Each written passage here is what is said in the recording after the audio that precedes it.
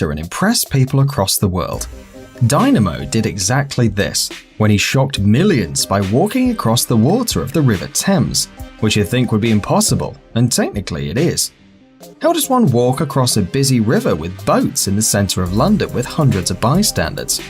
Plexiglass is probably the most obvious explanation for Dynamo being able to cross the River Thames. Also, the two kayakers are probably in on the trick to help reinforce the illusion that Dynamo isn't standing on anything. Look at how close together the two kayaks are. This is probably because there was a small gap or a lower levitation in the plexiglass, which allowed the kayakers to pass through, and this gap was probably small enough for Dynamo to step over. Also, the police boat was probably nothing more than a decoy to disguise the fact that they couldn't have plexiglass going from one side of the river to another, and a police boat was the best way to ensure a memorable ending to the illusion of walking on water. Bus levitation trick. In this trick, Dynamo appears to be levitating next to a double-decker bus in the busy streets of London, in plain sight of curious spectators. The secret behind this trick is pretty obvious once you know what to look for.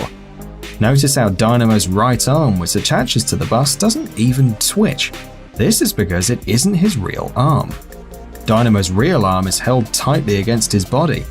His so-called arm is nothing more than a metal rod which supports a virtually invisible harness which helps him stay in the air, creating the illusion of hovering. Of course, the bus in which Dynamo floats beside is not a random London bus. The bus driver is more than aware of the magic trick in which he's participating. Also, the way in which Dynamo lowers to the ground is nothing more than a camera trick rather than a gentle levitation towards the ground. Hand through glass trick. This trick sees Dynamo put his hand through a seemingly solid glass case and pull out a necklace. Unfortunately, for those of you who are magic believers, this is nothing more than a trick on our eyes. In short, there's a hole in the glass. Whilst we don't see the hole as spectators, it's definitely there. The glass is movable, so as Dynamo goes to put his hands in the hole, the glass moves along, allowing for his hand to pass through and take the necklace. The hole is concealed by his arm as he retrieves the necklace. The glass then slides back to its original position, and the hole disappears back under the mat. You might be asking what makes the glass move, as there's no obvious mechanism. Well, your guess is as good as mine. Walking down a building. To the shock of passing onlookers, Dynamo appears to walk down the side of a building, completely unaided, before casually walking away. There's no visible means of how he walked down the side of the building. There are no wires or ropes, which leaves bystanders confused, to say the least. So, how did Dynamo walk down the side of the building? Does he have some kind of supernatural power? In short, no, he doesn't. There are two main reasons as to why the wire can't be seen.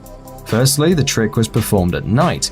Therefore, the visibility is low and the wire is therefore harder, if not impossible, to see with the naked eye. Secondly, the onlookers look up at Dynamo, and his body obstructs their view of the wire. The wire, which was attached to an unknown object at the top of the building, is so thin that it would be difficult to see during the day, let alone during the night. Shard levitation. Dynamo was seen to levitate above the Shard in London for the grand finale of his show's 4th season. Dynamo appears to be lifting ever higher into the air, eventually surpassing the top of the Shard without any hint of stopping.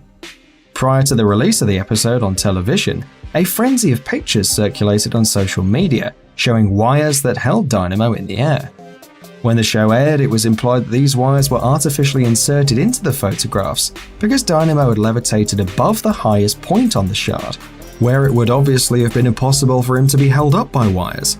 But does Dynamo really levitate past the highest points on the Shard? No, he doesn't. Dynamo is only clearly visible at a point where he could still be supported by wires. The thing we see above the Shard is no Dynamo, just a human-shaped object.